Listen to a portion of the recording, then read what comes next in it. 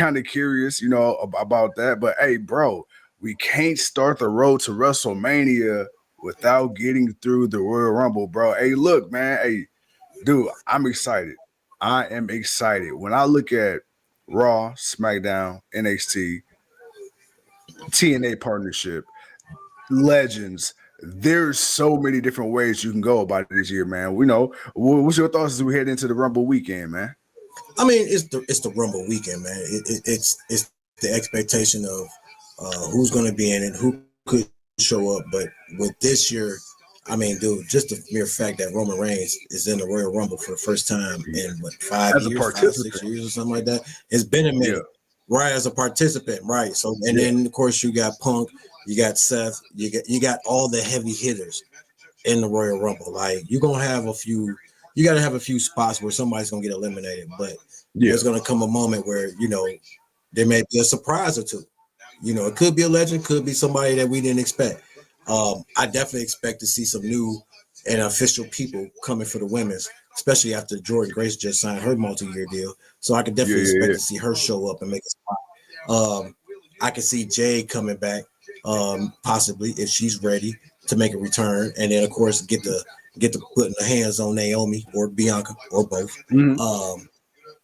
And then after that, we'll figure out the rest of the road to WrestleMania. But for the time being, we're going to enjoy the nuance of the Royal Rumble match itself, and just it being the classic and legendary match that it is.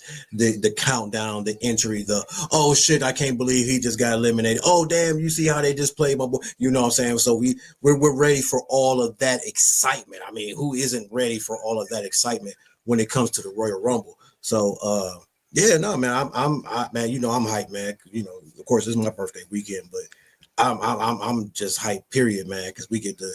We man, and it come on early too, and it come on early, coming on 6 o'clock. So it's like, oh man, this gonna be a nice little party, man. We might have to go drinking and kicking it a little bit after the we might have to have a post Royal Rumble party. Come on, a post Rumble celebration. Yeah. We might have to hit the boy. I might hit the boys up, man. Make y'all come on this side of town. You're already over here. Come on. Hey, I'm down. Speaking of, bro, so Zelina Vega, for the time being, is no longer part of the LWO. She's been transferred over to SmackDown. Somebody who actually got their release recently from AEW, Malachi Black. So, I know people are kind of, throwing the rumors out there. But one thing that we do know for sure that isn't a rumor, this year, the COO of WWE, The Game, the Cerebral Assassin, the King of Kings, Triple H, will be headlining this year's WrestleMania class in the Hall of Fame. So that is much deserved for the Game, bro. With that being said, dude, I know we're going to talk a little bit, well, not a little bit of AEW. We're actually going to talk about AEW tonight, but I want to get your thoughts on that, man, The Game. Dude, he's had a hell of a career. Say what you want to say about him as a wrestler. It's deserved. Yeah. So, you can say what you want about what he's done as an active wrestler.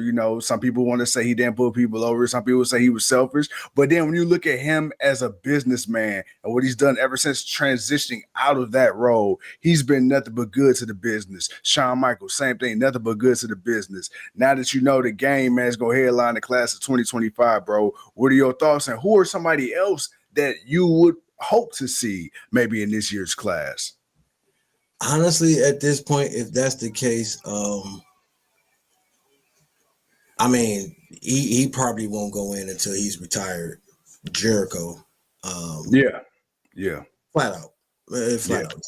Jericho's going to the Hall of Fame. You can't, for sure. First ballot. You can't tell me you can feel how you want to feel about him now, but you can't tell me Lionheart Jericho ain't never been that dude. He's always found a way to get himself over. He's always been a part of some of the biggest things. He's won some of the first ever biggest things ever in his career. The dude and his legendary career, man, the man has held, a prestige amount of championships. So with that being said, Jericho's definitely a name that's on that list. As a guy that's who's that next guy? It would be Jericho to be a headliner. Not to go on. I mean, right now you got Triple H. I don't think you're gonna come in with another headliner outside of that. But if I had to think of a guy, right now that I'm going to put in, it would be Jericho, because he's the only other headliner. Like, you would have to main event him. Like, you would have to let, because there's a lot of people that would have a lot of things to say about Jericho, Right. period. And for him, and Paul Heyman can talk some shit about some Jericho, and Bischoff can talk some shit about some Jericho, and it's a lot. It's a who's who of who can talk about Jericho. What's going on, Clyde? What's good with you, man? Glad to be back. Glad to be back.